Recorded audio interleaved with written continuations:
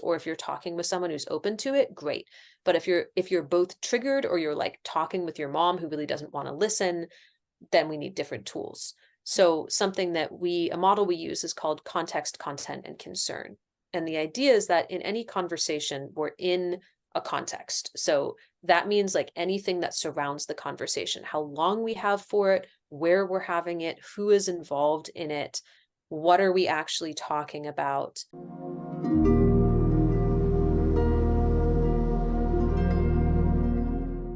Today, I'd like to welcome a very special guest, the founder and CEO of Authentic Revolution, and the human being that trained me in authentic relating, Sara Ness. Welcome to the show, Sara. Hello, Christina. Pleasure to be here.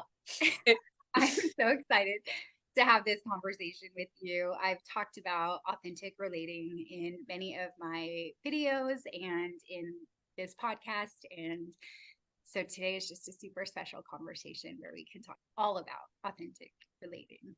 So I want to just start with your journey and how did the authentic revolution get started? Yeah. So casting back in time to about 10 years ago, I was in college and I was living in housing co-ops.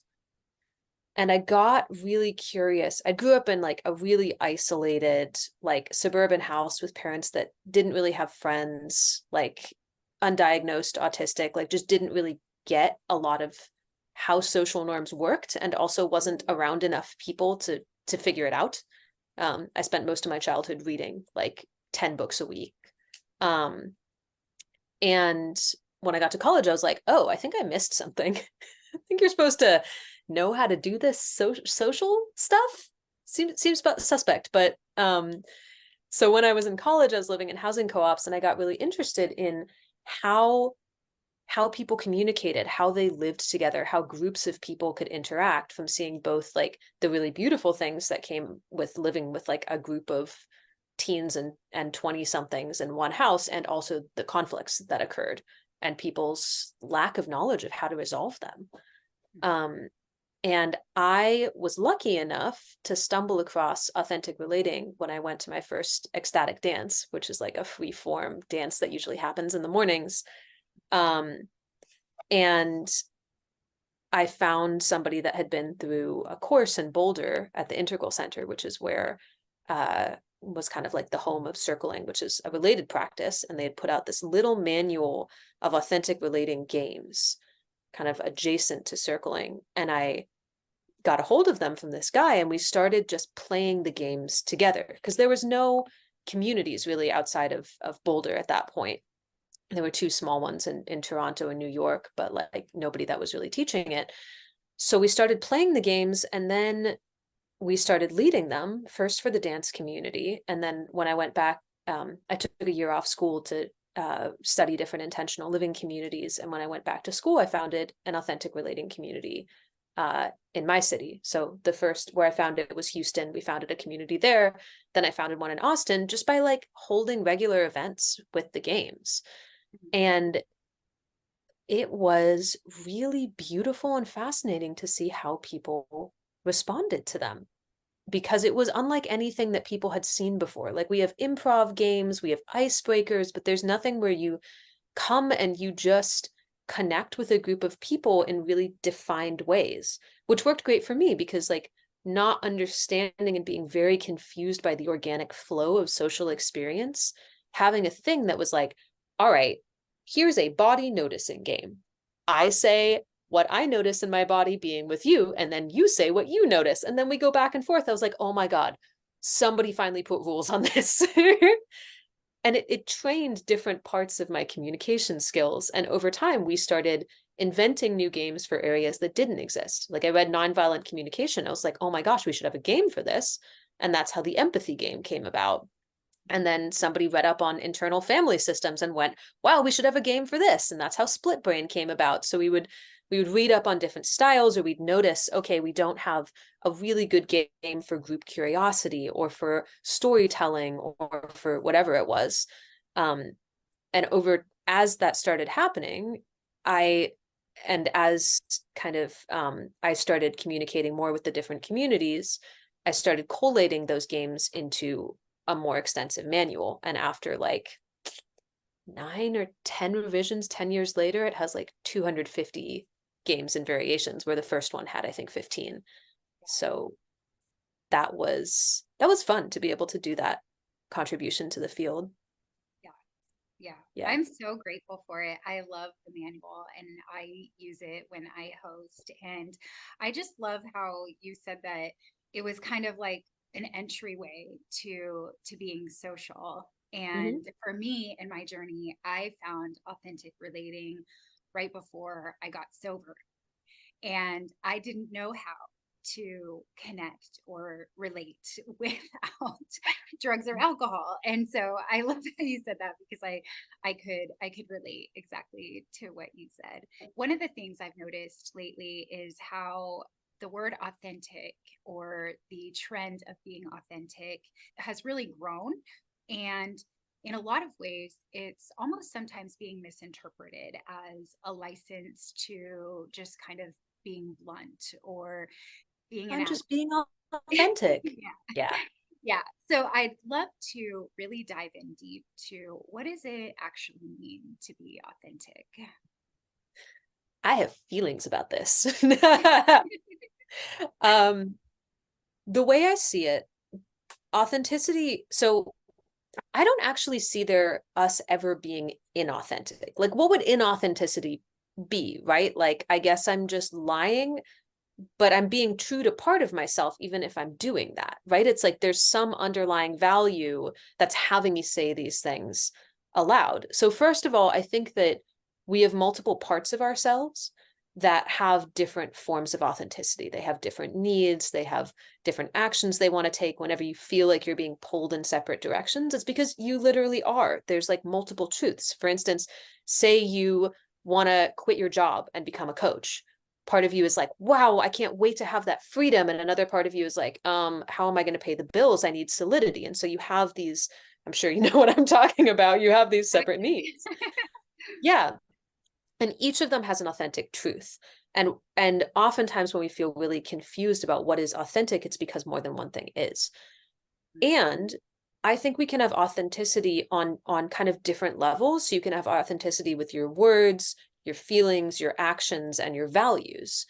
And authenticity with words and feelings can be changeable. Our feelings change at different times. So if you say, oh, I'm just being authentic, when you've just like spilled your anger on somebody, you were being authentic with feelings, but you may not have been authentic with your underlying values. You may not have even checked. And you were also not in relationship, which is another piece of relating. So like getting in touch with what is your motivation in each moment, and asking yourself, like, why am I doing this? What am I wanting here? Before you speak, I think is a deeper form of authenticity. You might not be saying the first thing that comes to your mind, but you're actually being true to more of kind of like a core spiritual, like soul um, part of yourself that is less changeable. When Yeah. we talk about being in integrity, I think that's what we mean. Yeah. And I loved how you said, but you're not in relationship. And the next place I want to go is, so we just defined what, or painted a picture more of what authentic means, but what does it mean to relate authentically? I want to answer this, but I actually want to hear your answer first, if you're willing to give it. I really don't know if I could answer this, but in the Course in Miracles, which is one of the things that I found, A Course in Miracles and authentic relating pretty much simultaneously.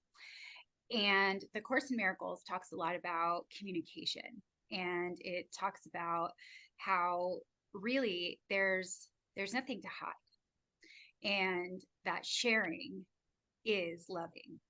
And so when I think of relating authentically, I think of, we're together and where there's a connection, and we're allowing ourselves to be transparent and relate in a way that helps us. This is how I teach it to my kids. that helps us navigate the situation and share who we actually are. Yeah. I love that. That's like both authenticity and all, or both relating and also like, what is it for? What is the purpose of it? Which is kind of like that underlying value piece. Yeah. Um, yeah, I see relating as the paying attention to somebody else and how your words, actions, um, feelings land with them is the simplest level. Because it's like the words we say, but it's also an attentiveness. Like when I'm being authentic, my attention is on myself. I can't always like take in the other person or I lose track of where I am. But relating is like paying attention to the other person and to the space between us. And how is that being affected by each of our actions? And it's a thing that you kind of need to learn to read. Like, not everybody has the ability, if you don't train it, to sense somebody's nonverbal cues and the change in their body language or the change in what they're saying. Like, for instance, in authentic relating, sometimes we'll call this aliveness, is like the delta between how somebody was a moment ago and how they are now, or the moment in conversation where they light up most, or you notice them kind of lean back and cross their arms and look away, which is like a decrease in aliveness. Like, these little moments are the core to me of relating. So if I say something authentically and the other person I'm talking to or people have a response, am I aware of that? Do I care about it? Are my values in alignment with how much I care about it? Like, maybe in the moment, my intention is actually just to communicate myself honestly, regardless of the impact. But then is my intention to like hear the impact, to take in anything, to just deliver it and walk away? Like, what is it in the moment? What is it in the next moment? And oftentimes these things are hidden, right? It's like we're relating in order to please or pacify the other person, and we don't even realize that we're doing it. So there's choices in both these moments of how you be authentic and how you relate, and it feels like a dance. Like, there's never a getting it right.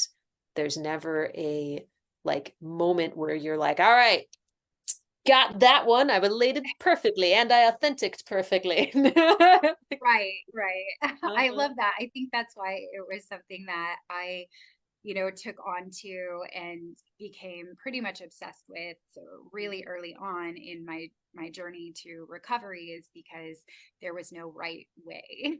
And so I was allowed to be messy, or I finally had allowed myself to be messy for the first time. So I loved how you said the paying attention. Yeah. That just was, for me, that really just paints the picture of, it's also caring about the space that the other person is in as well. And that is like the holding space in those moments. And so this kind of moves into the direction that Actually, can I say one other thing on it yeah, first?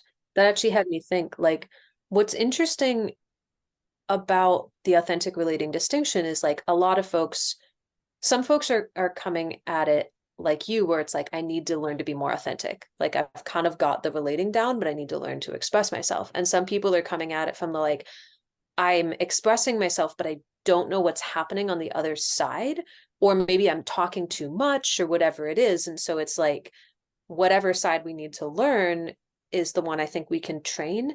However, there's a thing that happens where, like, I'm talking about nonverbal cues. We can start overreading into the other person, and our perception is always going to be biased by like how we feel about ourselves and what we think is going on, and like, what our past relationship is, and we can start kind of over caring. And so one of the pieces that's really important is like knowing how to verbally check in. Like, let me non-verbally notice, but then let me say, hey, like, is something going on?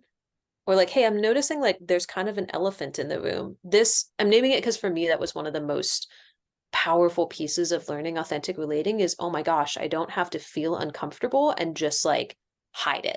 Instead, I can go, am I noticing something?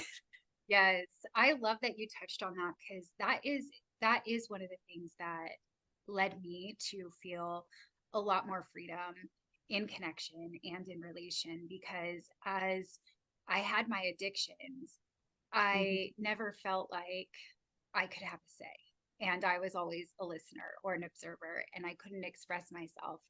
And on the flip side of that, as an empath, I can get into a habit of thinking I know.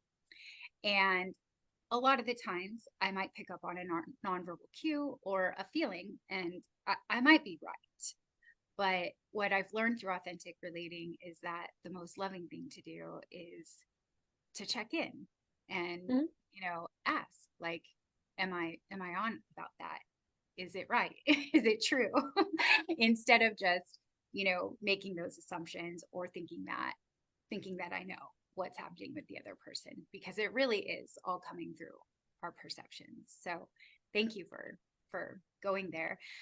This actually leads into, I wanted to really dive into the 5 principles of authentic relating today, and or the main principles, whatever comes up and what comes alive, because I really feel like it will paint a picture of what the space can look like in a dynamic where there's authenticity and real connection. Would you take the floor on that? I would need you to name the 5 principles you're talking about, because I think this is a distinction from Art, who's a kind of really dear collaborators, and then I'm happy to talk about them. They've done a lot of beautiful mapping on this. What I really wanted to dissect with you today was coming to the space, welcoming everything, not assuming, and owning our experience and honoring the other. Those were I see the agreements. Yeah. yes, yes. Awesome. Okay, I misunderstood. Cool. Well, I said principles, so No, I really like that. It's really cool too, because one thing I found is like, so authentic relating communities are there's no central organization really, which was really intentional. Like when I put out the games manual, it was like, all right, we could start licensing, but things are a lot more likely to expand as a movement, I think, if you don't put fetters on it. So like the games manual was always like open source and Creative Commons licensed, so it could be passed on. Our training materials were like, the communities were never licensed. And so different communities even have different versions of the agreements, which is really cool because they'll often reflect the culture. But the ones that we used, I really love you naming. So honor self, honor other, check your assumptions, own your experience, uh, stay present. Like those are kind of some of the main ones that we've used. And the honor self and honor other, like this balance of authenticity and relating that we've talked about. So say yes when you mean yes and say no when you mean no. And it's really like just leaning a little further into that, because like I've said, like authenticity is never perfect. And if we beat ourselves up for each little like not saying what we really mean, we're never going to grow on it. It's about, I think, the most self-acceptance possible. And then also naming where you want to grow. So for me, the core of honor other is when I get asked something, taking a moment to ask myself what I want and building that pause in. That's like the biggest skill. yeah, Um, I would and agree. yeah, go I know on. when there are times where before I started to get involved in authentic relating, and even when I first started to get involved, I always felt like if someone asked me a question, I had to answer and I Mhm. didn't have a choice. And it was easier for me to honor the other than it was for me to honor myself. And so I loved how you described that. Yeah, we all usually fall on one side of that spectrum. Yeah. Um, yeah, and each of these is really a lifelong practice, I think.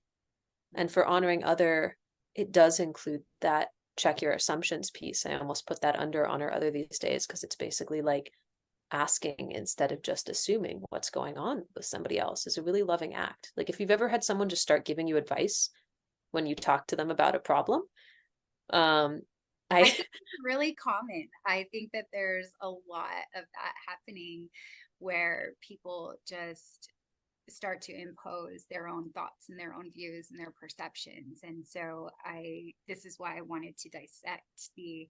the honoring and not assuming. Yeah, and something I can talk about in a little bit is I actually have spent the last 3 years developing like kind of a wider system for authentic relating to fit into, because I think as beautiful as the games and principles are, it's almost like hard to define them.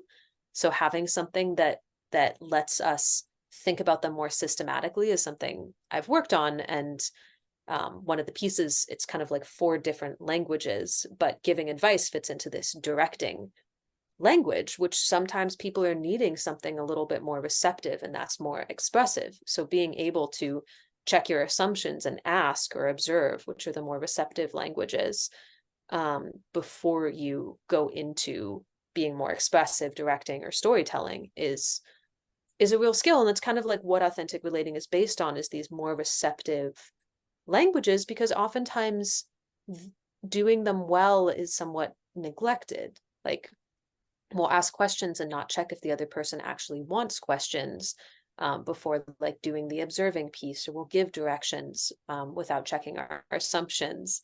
All of these little moments in which we miss what's important to somebody else.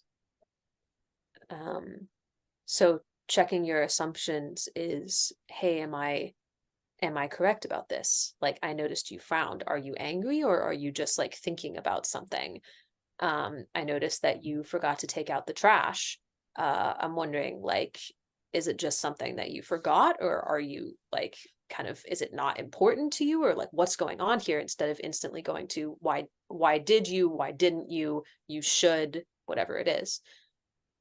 So honoring other at the core of it is just like imagining that someone else's experience is different than yours and that there's a reason for it. They are being authentic to some value or some feeling that they have, and smacking them down for that is actually going to cause a rupture or a tension, because whenever somebody thinks they should be separate, they should be different than how they are, and they don't have a way to get there, it can be extremely painful. We have to help people build bridges between where they are and where either we want them to go, or ideally where they want them to themselves to go, and to match those two things up. There's this beautiful, I'll sidestep for a minute. I really love the rationalist community, and I find them like a fun complement for nerdy people to authentic relating, because it's almost like we work on emotional biases and they work on cognitive biases. So they have this idea of Murphy Jitsu, which is like getting around Murphy's law. And it's like whenever you make a decision, or whenever you ask somebody to do something, you say, all right, it's a month in the future. How surprised would you be if you hadn't done this, or this hasn't changed? And if you're like, I wouldn't be very surprised if this hasn't changed, then it's not viable. And you need to go back and you need to say, all right, what would need to happen? Like if you imagine that happening, you know, like what parts of you are going, actually, that would be a big problem. How do you feel with it? And you can negotiate a better solution, instead of just saying, why didn't you do this? Or you need to. Yeah. Thank you for that. I loved the practical example you gave of the games and circling their practices really to, build those skills. But really the goal is to have that as a way of being in all of your affairs.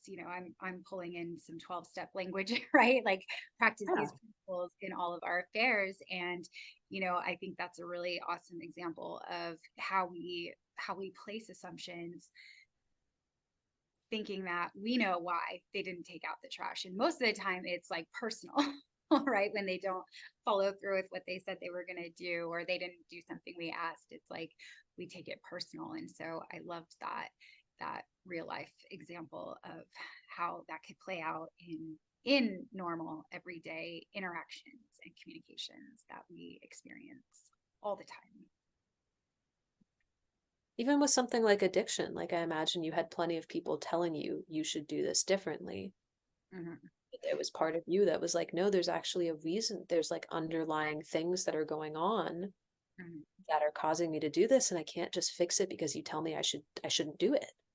Like Mm-hmm. telling somebody, giving somebody advice that's unsolicited is almost always more about the giver than it is about the receiver. It feels good for us to do. It Yeah. feels good when somebody like nods and says yes, but it doesn't necessarily make change, or almost never does, unless the other person is open to it, which is why we need this observing and questioning to lead in those moments. Yeah. And I do want to say thing about addiction, because it's such a huge epidemic out there. And there was so much of me when, like, I wanted to be different. I wanted to stop. And when my loved ones would say something or get upset, I wanted it, and I couldn't understand, why. And so instead of there being a space for exploration and, conversation, I just went deeper into that hole of why do I suck? Why can't I get this? And so, I love how you brought that in, because it's really, like you said before, that bridge to open up and learn really about each other and where we're at and what we might need and what we might want. So thank you. Yeah, it takes time. Also, I wanted to mention our sister organization, Seek Healing. They work specifically with doing social health and authentic relating practices for addiction recovery. So if anyone out there is watching and loves this stuff and also is working with their own social and mental health, they're a really cool resource. Yeah, send me that information. I'll include it in. Yeah, I'll put it in the show notes. Yeah, there's a way that I see most of communication as an experiment, where it's like I can give techniques that tend to work, like speaking the meta, speaking the elephant in the room, usually naming what's going on helps to de-escalate things. Like that's like, okay, 80 to 90% of the time you're okay there. But there's always like a relationship with the other person and with how they tend to communicate. I'll tell a little story. So how I got into the work I'm currently doing with relating languages as kind of like an offshoot of authentic relating, or like a meta practice, is because when I started dating my now husband, we got married like 2 weeks ago. Oh my gosh, And congratulations. thanks. Yay. Authentic relating at work. Um, but actually it was really difficult with him because we're both really close to our communities. Like, we're community leaders. The people around us matter a lot. Like, one of our wedding vows was like, we will always have a table that is open to other people. We will always be a home for our communities. But I completely did not get along with his community. They drove me crazy. Like, all the things that I learned in authentic relating about being really curious and present to the other person and like leaving a lot of space, entirely different than what they did. Like, my people were conscious communicators and like practiced that all the time and spiritual and such. And they were event producers and artists and bartenders and like the sort of folks that we think of as muggles, right? And they had a really different form of communication. And I felt really disregarded. Like, nobody would ever ask me questions. People would interrupt me all the time in the middle of what I was saying. It didn't feel like they paid a lot of attention to each other's states. They were always giving each other advice. Like, there was all these things that just felt inattuned. And at one point I really had to like start asking myself, why are they doing this? And what is it in their communication that is working for them? Because there were also moments where it felt like things went faster around them. Like, they didn't have to stop and process everything. They would just like kind of bump into each other's edges and then wheel away, like, and something would get done. And you'd be like, why aren't you guys mad at each other? Like, why are you still working on things? And sometimes there'd be big blow ups. But it was this like kind of quicker, harder edged style of communication that was really expressive. And I started, at one point, it was like, it came to a moment after the first year where my partner and I were like going to break up. It was like, if we couldn't, and he had the same issues with my community. He was like, they're super soft. I feel like I'm being interrogated every time I come there. Like, they only care about me feeling my feelings instead of getting to know who I am on an intellectual level. Like, there are all these, and it was like a moment where it's like, if we can't learn to get along with each other's communities, we're done. Like, we can't be together if we can't do that. And so he and I started talking about, well, if we see this as a difference in communication and preferences, instead of as a fundamental like right or wrong, what comes up. And it started also, as I looked into it, I was like, oh my gosh, this has been happening with a lot of my students and their families as well. Well, they'll learn these wonderful tools and they'll go home and just not be able to use them. So what's going on here? And even if you use all your best authentic relating tools, you're speaking to the elephant in the room and somebody's like, why did you say that? Like, why would you go there?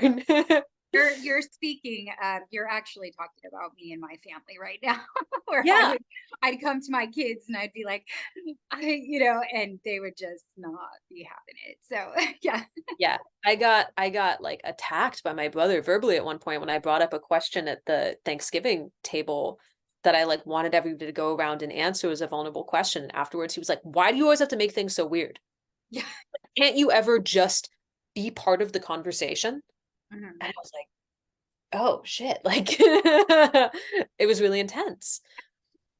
So as we started mapping it out, I was like, oh, there are these different languages of communication. There are these more receptive ones, which are the ones I'm used to speaking, which are questioning and observing, where you leave space for the other person. You don't share a lot of personal information unless you're asked or unless there's space for it.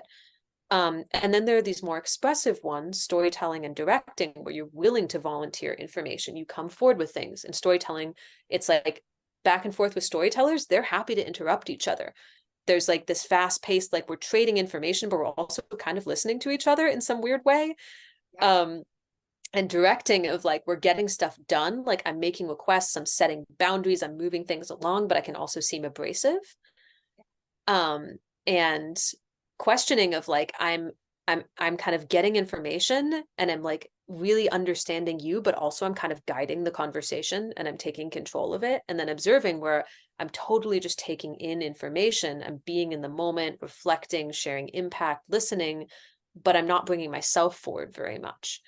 So each of them have their upsides and downsides, and we do all of them in communication, but we have some centers of gravity where we tend to prefer languages we tend to prefer using around our loved ones and in social situations and in situations of stress, oftentimes different balances. So as I started looking at that, I was like, wow, in my echo chamber, the receptive languages were what worked best. Like I needed to slow down. But in his community, I actually had to get more receptive. Like I had to practice speaking up proactively, telling them about myself, telling them about my needs, interrupting, because they wanted that. They felt like they hadn't gotten to know me, whereas I felt like they didn't want to. Right. Gosh, I love that. It was like the way I'm interpreting what you just said is that from your community style, you were waiting or more open to being explored, someone exploring you. And what they were really wanting was for you to volunteer and share. Yeah. Yeah, and I can see both at play. Is this what led to the current project that you've been working on? Yeah. So I spent the next 3 years doing pretty intensive research on it. Mhm. And defining the model a lot. Like first it had 6 languages, and then it had 5, and then it had 6 again, and then it had 4. And like each time we would do some more research and we'd refine it and we'd kind of look at all the speech acts we could find and figure out like where did they fit and do statistical testing and such. And now it's like it feels pretty accurate as far as I can tell. And it is meant to help us look at other people's communication and go, okay, if I think about this in terms of different languages instead of a right or wrong, what do I find? Like, and then if I try and experiment with this person to use a different language, like say, instead of explaining myself, I make a direct request. What do they do? How do they respond? Are they relieved that they actually know where I'm at, or do they feel controlled? What if instead of sitting back and taking them in and reflecting and leaving a lot of space, I tell them what's going on for me or my motivations right here? Like, do they actually go, oh, now I get it. I didn't before. Like, it's kind of a palette that we get to paint with that includes authentic relating, but gives us a little space for people that don't speak that language. Um, and then I've just found it like enhancing. And I like thinking about communication as something that we can learn and grow instead of this like uncharted morass of, I guess I'm just going to try something and see if it works. Yeah. Yeah. I love the overlaps of like the different styles, because I think that for me, in some parts of my journey, I could see from my view, it was like they're not doing it right. They're not doing it right. Hmm. And what I love about how you just explained that is like there is no right and wrong. And I think you said earlier that, it's communication is like an experiment. Yeah. And so it's like, how can we express ourselves, in a way with this person specifically, so that we can, come together in that connection. So I just really appreciated that. Is there anything else you want to share about this project and the languages, the context languages that you're working on? Um, Let me think about it.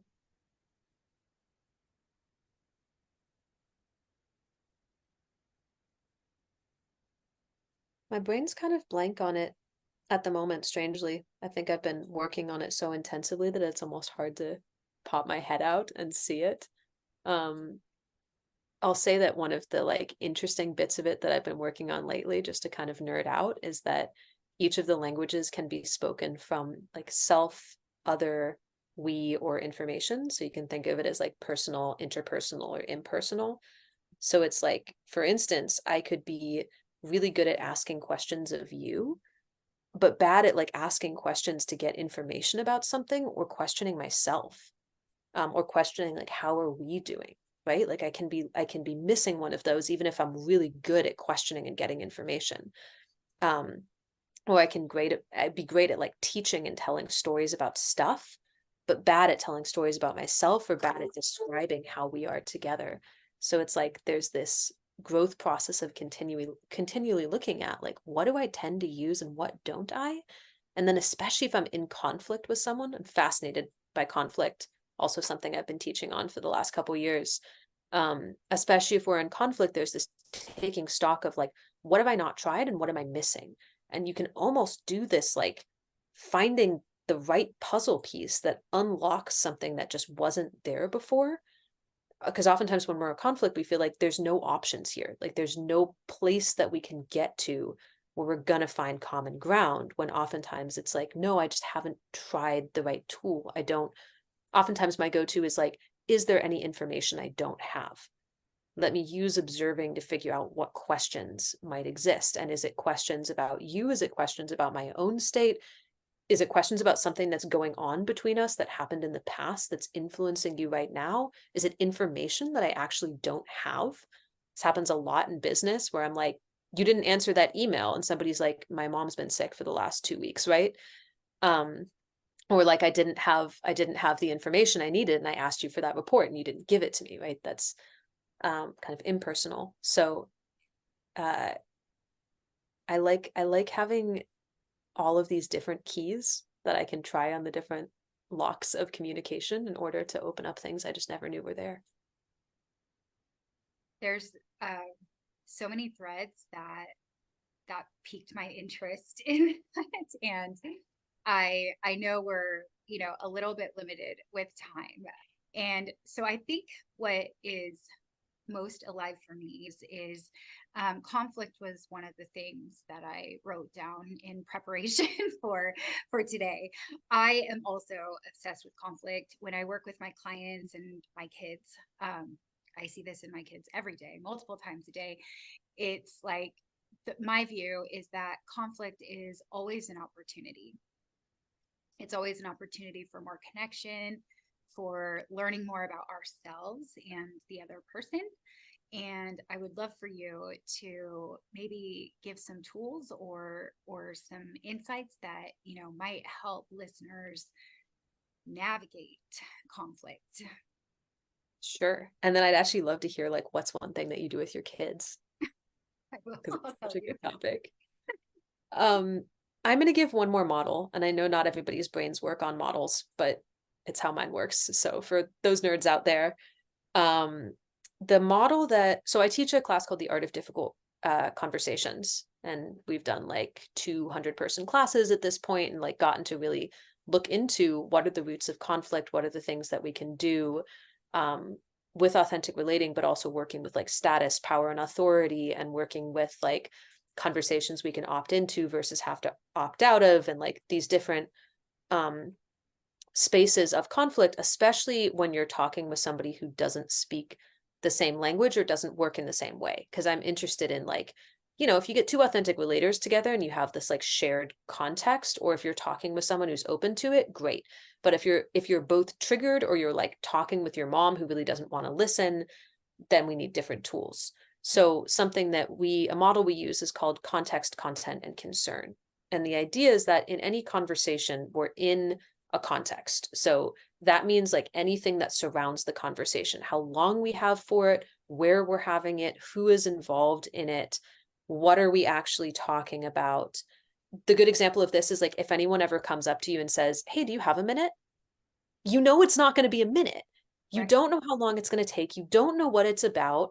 Oftentimes it ends up happening in the moment where you don't have a lot of choice. Like that's a really bad place to have a difficult conversation versus saying something like, hey, something came up the other day that feels like it's affecting my connection with you. Do you have like 10 minutes at some point today to talk about it? When would be good for you? And then having it in a neutral place, or a place where they feel comfortable, completely changes the tone of the conversation. So that's one thing, is actually considering context ahead of time. Then there's content, which is the things that we're saying. And that might be where you use your questioning skills to get more information, or you use your observing skills to notice what's happening in the other person and speak to that. Use your storytelling to explain your motivations or what's going on, or give data, or use directing to make a request for something else that you want. Um, uh, and then the last one is concern, which is kind of the most fundamental, which is that kind of lower level of authenticity of what are you feeling and what matters to you here. That's where concern is. Because when we're getting upset, there's almost always a value or a need that's in conflict with each other. So if you can go, hey, like, pause for a second. I'm noticing you seem uh like kind of agitated by this, or like there's like this leaning forward, like it feels like something really matters to you. As much as possible, I'm using neutral language. I don't say you look angry, um using things ideally the other person isn't going to get upset at my words, but take the intention. So you seem activated, you seem agitated. I'm wondering what matters to you here, or I imagine that you really like care about your work, and so you feel like maybe I'm threatening you or calling you out, or so I'm speaking to what is the concern. I'm asking about what matters to you here. What are you valuing? Why did this upset you? What are your fears and hopes and dreams and values? And that is a really potent place to get to know the other person. So whenever you start feeling this kind of butting heads in conversation where you keep talking about it but you're not getting anywhere, usually it's because there's an underlying concern, or something about the context isn't allowing the other person to relax enough to state their concerns, and you need to like change or reset the context and invite them into it. I love how you explained that, because you wanted to know how, it presents with my kids and how I help them through it. It's obviously not using authentic relating terms or languages. Sometimes I weave those in, but most of the time, I would say 99.9% of the time, I can't think of a time right now that it wasn't the case, that the reason they're in conflict is because they either have a need that's not being met, or they're afraid of a need that's not going to be met. Mm-hmm. So what that can look like is we're getting ready to watch a movie and one of them wants the blanket. and and so one goes to grab the blanket and the other is like, don't, I wanted it first, and they just get into a I want it. No, it's mine. No, it's mine. And there's no movement, right? There's no solution being, they're just stuck in it's mine. No, it's mine. No, it's mine. And Mm-hmm. so when I help them out, I help them to identify, okay, what are you guys feeling right now? They're both wanting to be comfortable, or they're a little chilly and we're getting ready to watch a movie. So they both want a blanket. So I help them understand that they have a need. One of them is afraid of not getting their need or their comfort met. And we just can't see that we have a whole closet full of more blankets and everyone can get their needs met. Also, around them, just using shortcuts to express. So instead of using their words saying, hey, I had planned on using that blanket, it's an immediate no. I'm teaching them to, use more words to really express, what it is what need they're trying to fulfill while helping them identify their needs. So that's how it looks over here. I love that. Also, there's a whole closet full of blankets is now my favorite metaphor for like, there's lots of ways to get your needs met. Like it's all available. Yes. And that's always the case, is that I'm trying to help them, and they'll get it, but they're young. So I try to help them see there are infinite possibilities here where everyone can have a win-win-win. So I love that. Sara, we've been talking for a while, and I know we have a little bit of a time limit. So I have a couple of questions that I ask all my guests. Can you spare a few minutes for those? For sure. Awesome. Mm-hmm. Okay. So the first question, I know we haven't really touched on this at all, but I'm really curious what your answer would be, is what or how would you define God or source? Oh my goodness.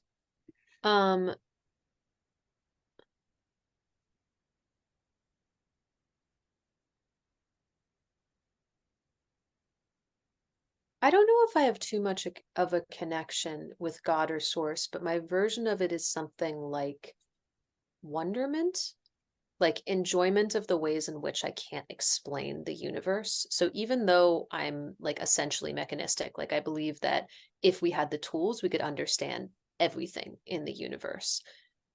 We like in my lifetime or in any lifetime I could imagine, we're never going to get there. So seeing the universe as this wondrous, inexplicable place in which like there are natural laws that you could call God, that you could call connection, whatever, that are just magical and beyond us, I think is the most beautiful way to see it, and to feel wonderment at what we can't understand, which includes like the kind of forms of connection between us and seeing each other and like attuning to each other that are currently beyond what we know in science. It's beautiful. Thank you. The second question I have is, what would you say is the purpose of life? Okay, I'm going to give you a weird answer here. So I do guided medicine journeys every couple months, where I'm getting the medicine journey. So I do guided journeys every couple months, and I have a really wonderful friend who sits with me. And on one of them, and they kind of like, I speak to some sort of spirit. So I don't know, probably there's an example, there's like an explanation for it, but it's just like I get these downloads of what feels like truth. And on one of them, I was just kind of fucking around and I was like, I'm just going to ask this, whatever it is, what the meaning of life is. Um, totally being a I'm jerk so to it. excited for this answer. I'm Yeah. like, I asked it what happens after death and what's the meaning of life, completely expecting it to not respond. And it did. And I was like, okay. So what it said was basically that when we die, the kind of pieces that make us, the atoms or whatever, fly off and they become parts of other things. And all the experiences that we've had are encoded in them. So each of us contains all of these pieces of all of these other beings and people that have existed. So that's why we get like past life experiences, but we could have past life experiences from any of the trillions of pieces that are in us. And that the meaning of life is to have as many novel experiences as possible. Because every time we have a new experience, it gets encoded in those little pieces. So every time we resolve a conflict in a new way, or have a conversation we didn't expect, or make a different choice, or have a new thought, or whatever it is, it can be small experiences and internal ones as well as external. It kind of gets encoded.